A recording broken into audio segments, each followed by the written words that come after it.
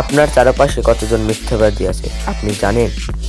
যদি না জানেন, এই 5টি সাইকোলজি ট্রিক্স আপনাকে সাহায্য করবে। নাম্বার 1, তাদের চোখের পলকের হার হঠাৎ করে বেড়ে যায় বা অনেক বেশি কমে যায়। নাম্বার 2, মিথ্যাবাদীরা সাধারণত অতিরিক্ত ব্যাখ্যা দেয় কারণ তাদের সত্যিটা প্রমাণিত করার জন্য। নাম্বার 3, তারা চোখে চোখ রেখে কথা বলতে পারে না অথবা অতিরিক্ত চোখের দিকে তাকিয়ে থাকে যাতে নির্ভরযোগ্য মনে হয়। নাম্বার 4, মিথ্যা কথা বলার সময় তাদের হাত পা বেশি নড়াচড়া করে অথবা স্থির করে রাখে।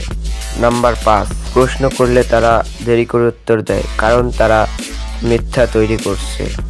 এই 5টি পয়েন্ট জানার পর আপনি কি কোনো মিথ্যাবাদীকে ধরে ফেলেছেন?